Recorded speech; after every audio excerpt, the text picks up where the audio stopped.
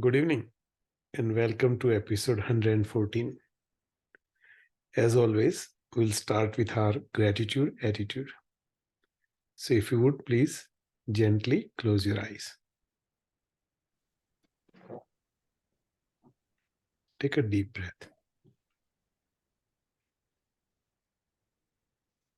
As you exhale, relax your body.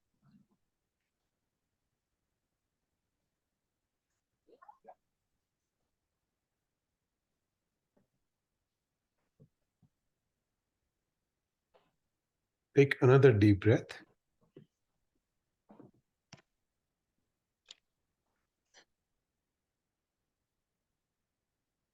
As you exhale, let yourself completely loose.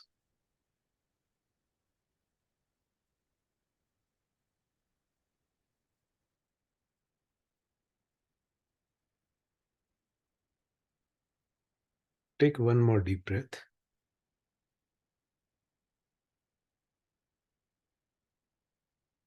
As you exhale, see all your stress melt away, drip by drip.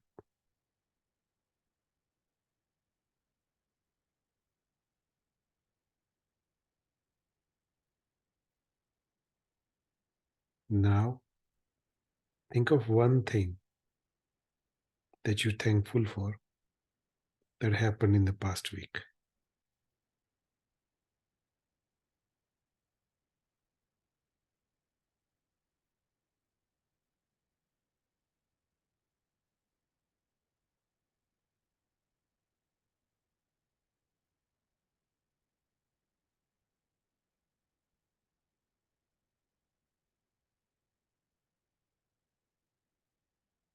Once you identified that, think about why you're thankful.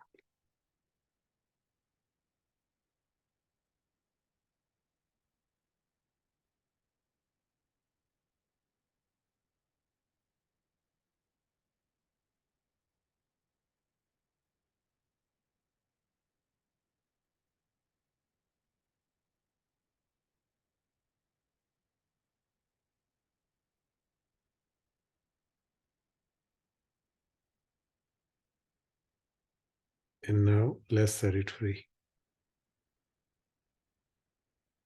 If you're by yourself, say it out loud what you're thankful for and why. If you're with someone, tell it to each other.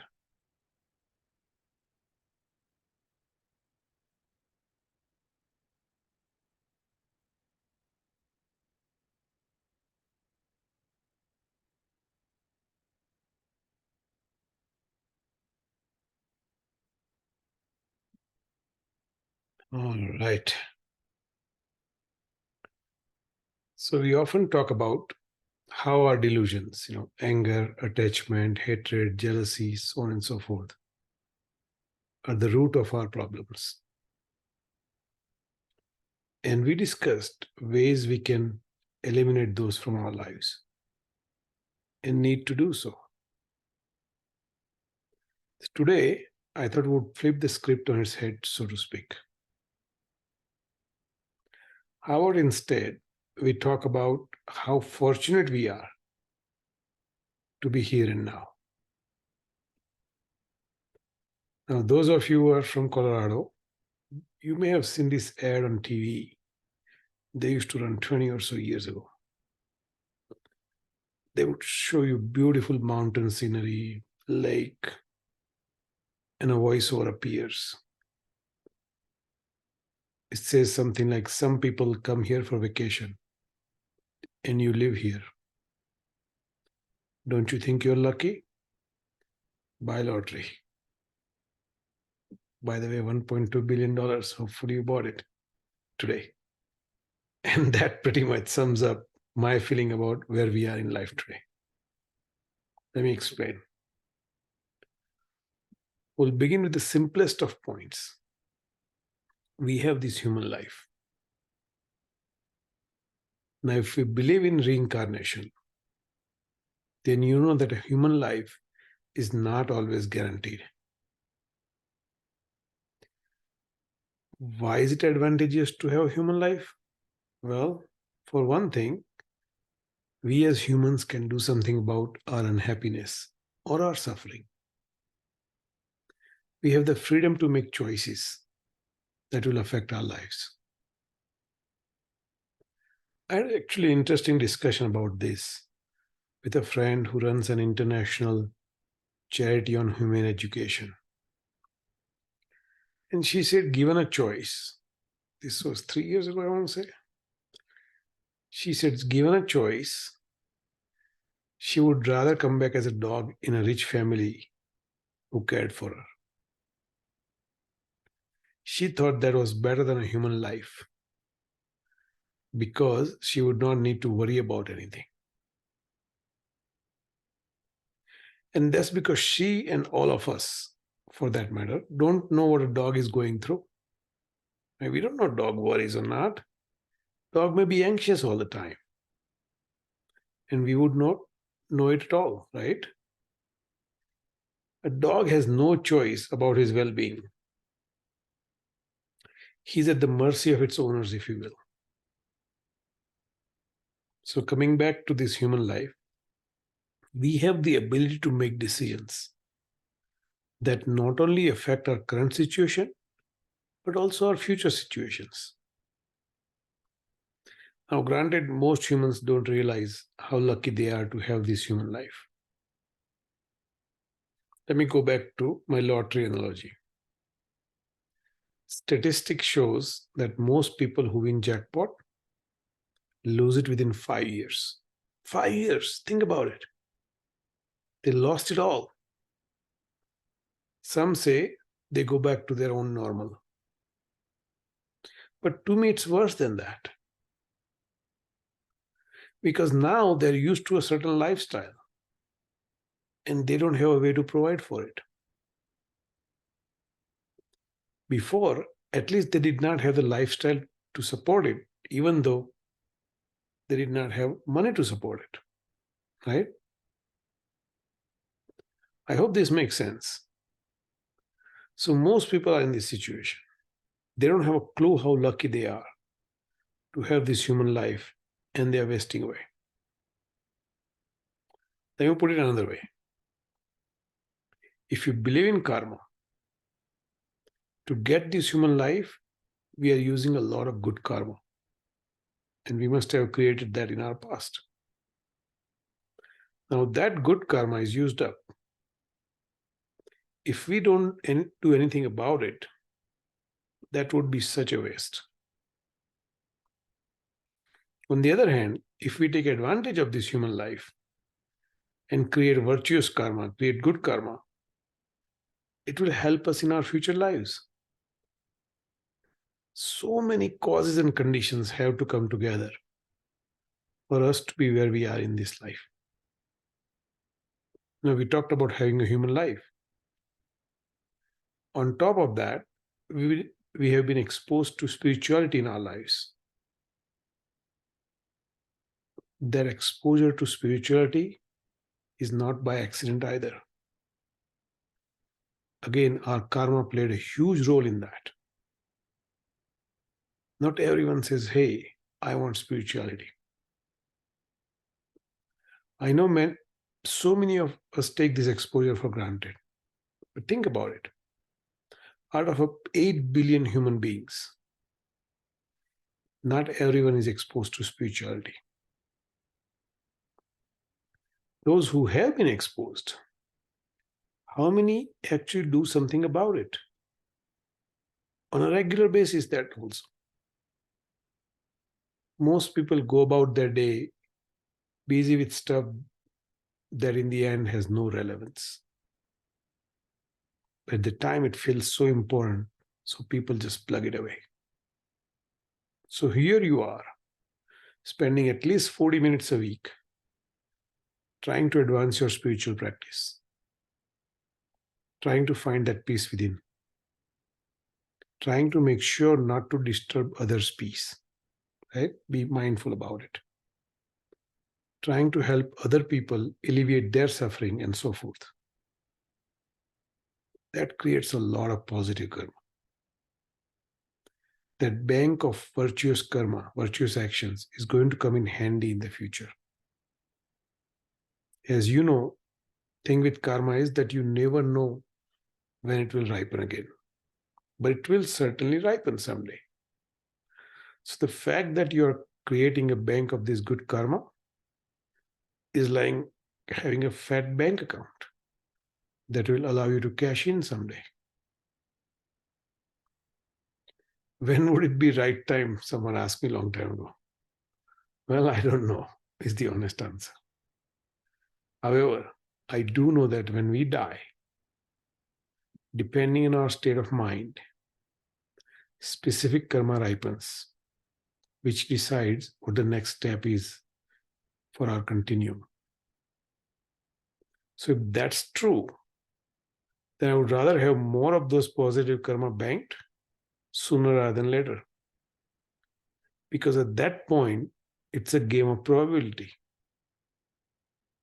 For example, if there are 100 total karmas to choose from at the time of death, the more positive karmas we have, the better our chance of higher rebirth. Right? It's just math at that point. So I come back to where I started. We have this human body. We are exposed to spirituality, and we are practicing on a constant basis, consistently, that also. So that is an incredibly fortunate position to be in.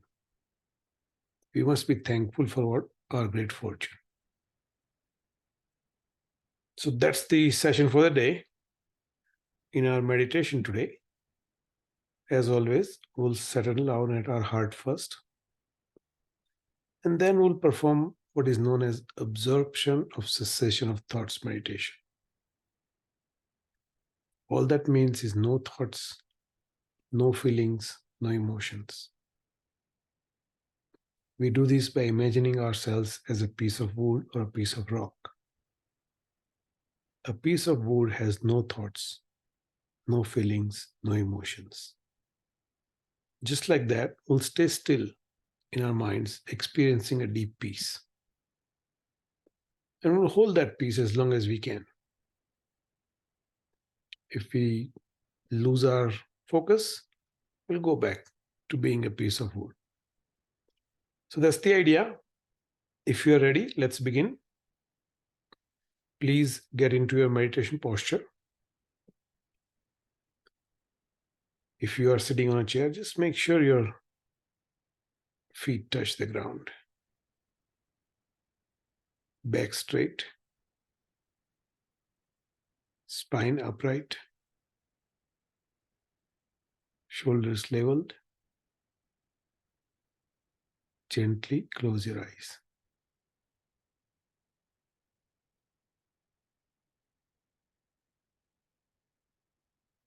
Keep your mouth just a little bit open. So any stress you may have accumulated will dissipate.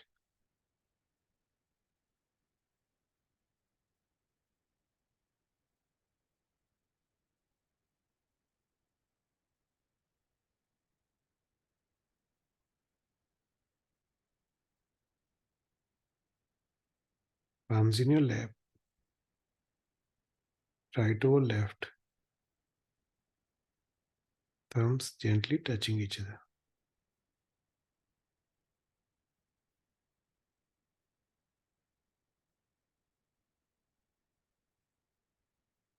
Take a deep breath.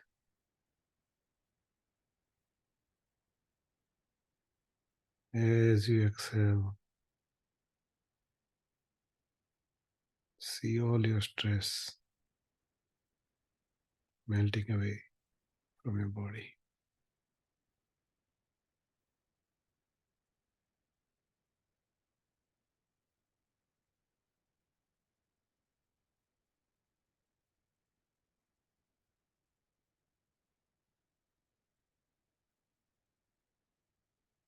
Take another deep breath.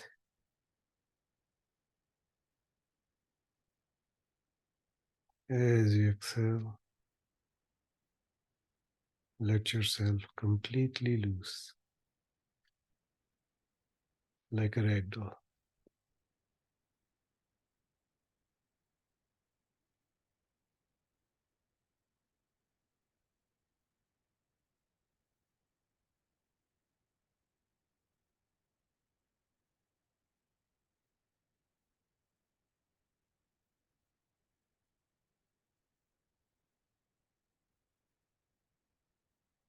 Bring your attention to the sensation of your breath at your nostrils.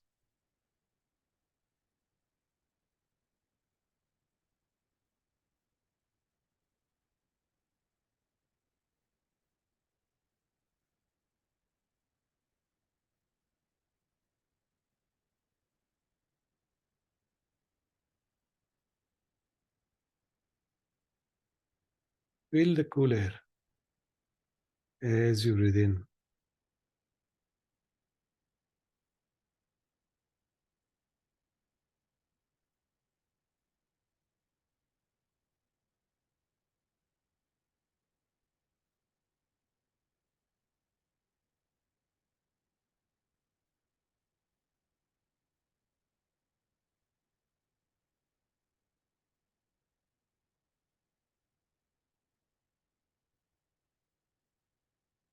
Feel slightly warmer air as you breathe out.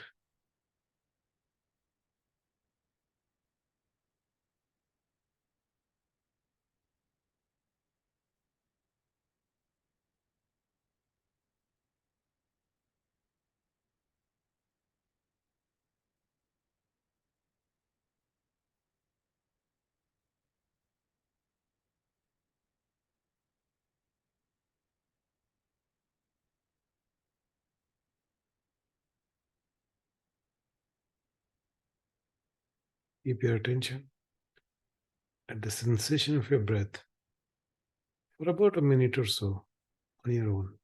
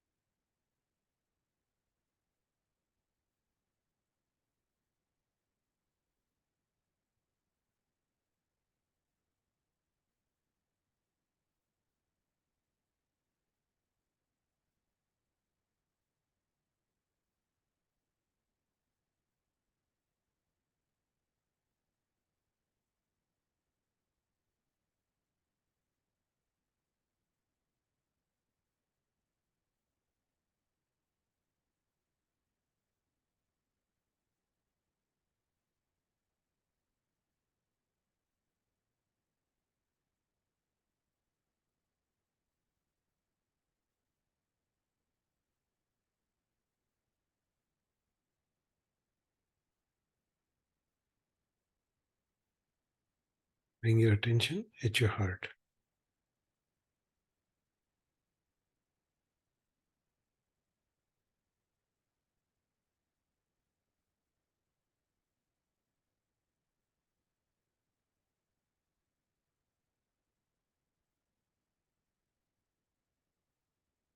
Experience the peaceful nature of your root mind at your heart.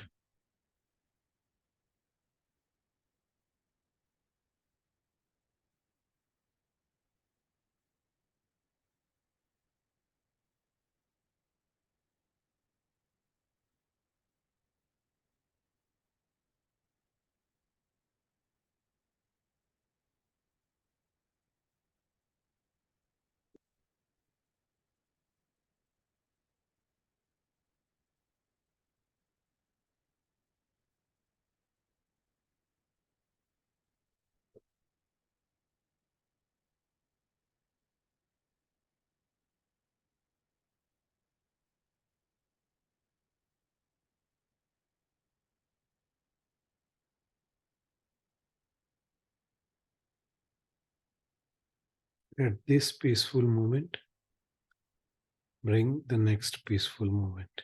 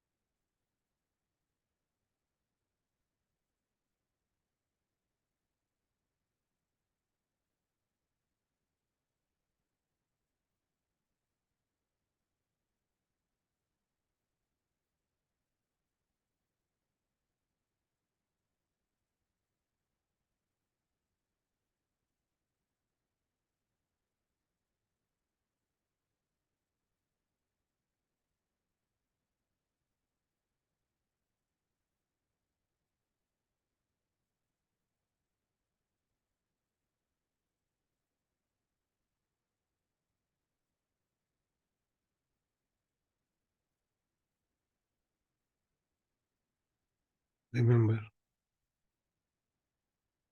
there is nothing to do.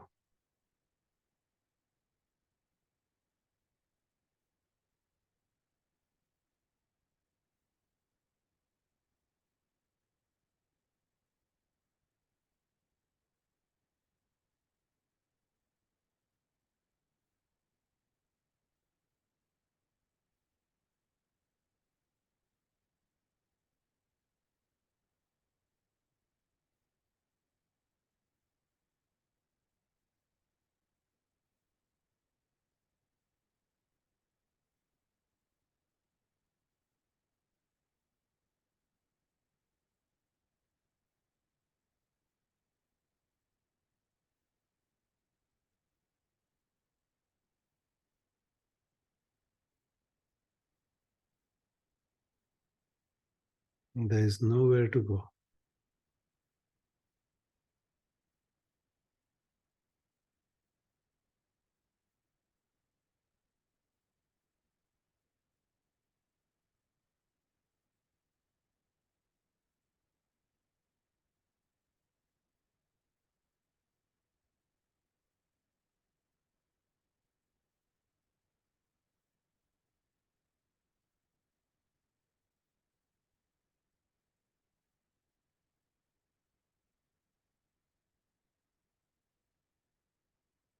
Just enjoy.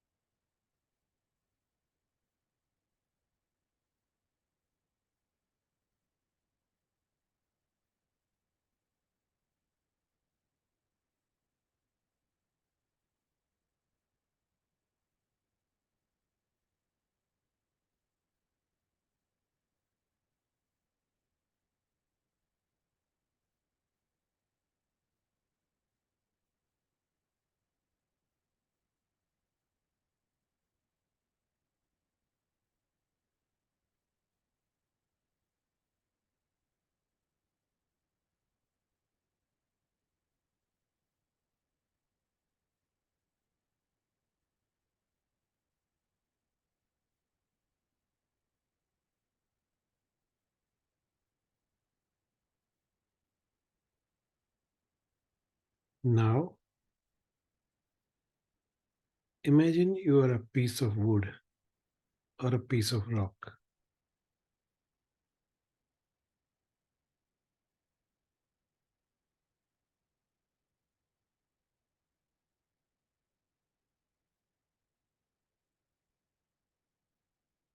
It has no feeling.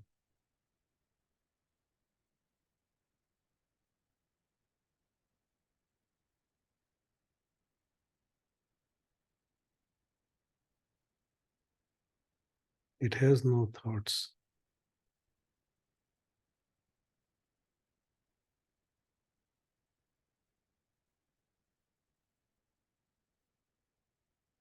It has no emotions.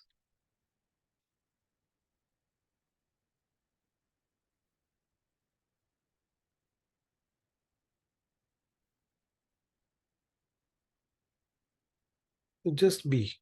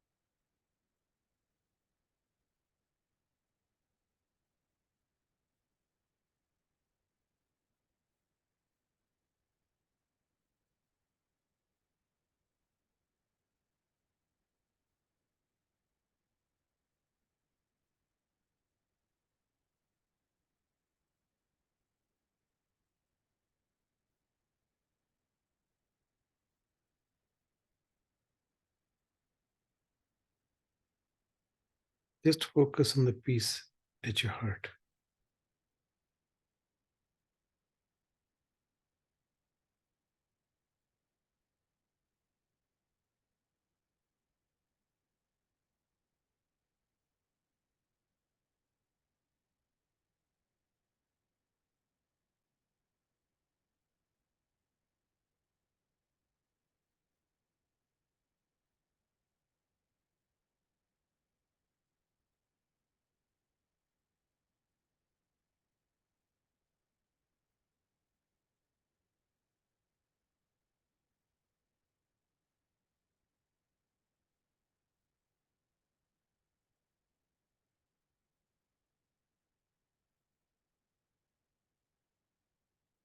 Remember, no thoughts,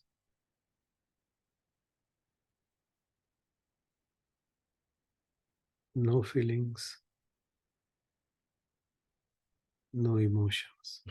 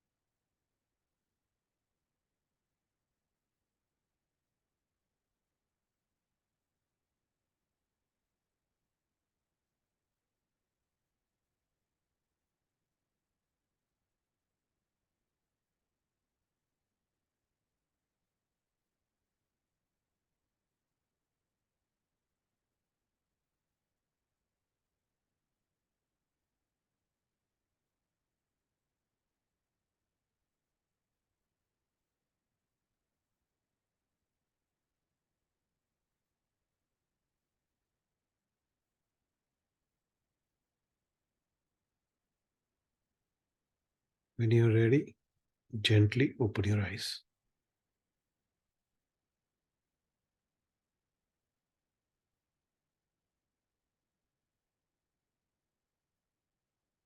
Any questions?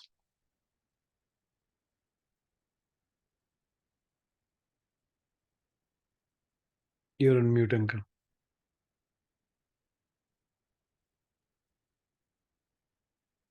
Back to mute. Yeah, Oh. I think no questions this time.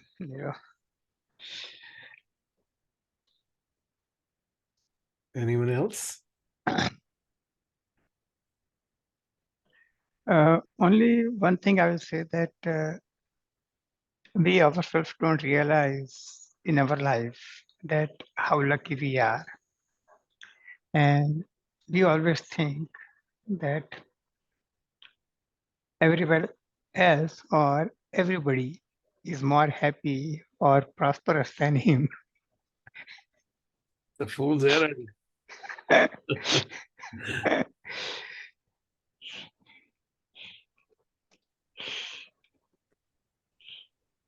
Couple other things is like when you said like spirituality, Mhm. the two things came to my mind. One is when somebody leaves their body or they die, I guess. Mhm. Then in our Gujarati and everybody say that we came empty-handed and we are leaving empty-handed. But lately, I'm starting to realize that yeah, we don't take anything materially, but these sanskars and these things we are learning and try to work changing our nature and everything, we take those sanskars with us. And I think in our new birth, I think we start from whatever we have, work on in these sessions. So two things I'll say about that, Aditi. So only thing we take with us is our karma. Okay. Mm-hmm, So our karma is the only thing we take with us, but it is not necessarily the case that we start where we left off, because our next life depends on the karma which ripens at the time of our death. Okay. So let's say at the time of our death, we were very distressed. mm-hmm, Then it's not a good situation because you may not get a human rebirth in that case. Okay. So it is very important, if you have a choice, and not everyone has a choice. If you get in a plane crash, what can you do, right? But if you have a choice to keep a peaceful mind at the time of death, and that's one of the reason this meditation allows us to kind of maintain a peaceful mind, because we don't know what's going to happen, when it's going to happen, right? But if your mind is peaceful at the time of death, then there's a very good chance that your uh, positive karma or virtuous karma or good karma will ripen. Okay. Then you have a chance to take off where you lift off where you took left this, right? mm-hmm. But it totally depends on karma that ripens at your death. So just to be mindful of that. Yep. We have so many examples in our Vedas and all, like Shukdev ji, as well as I think there was like some kind of Sees Bachu or something, or I think it's a Jad Bharat Charitra or something from Bhagavad. But at the time of death, I think he was worrying about that deer's Bachu pe uka. So something I heard. So you are very right that uh, we have to be very peaceful, especially when that is happening. If you know, and funny note or truth or I what not, but I name one of my daughter Radhika, as you know, but. My elderlies, they used to say that always name your kids like with God's name.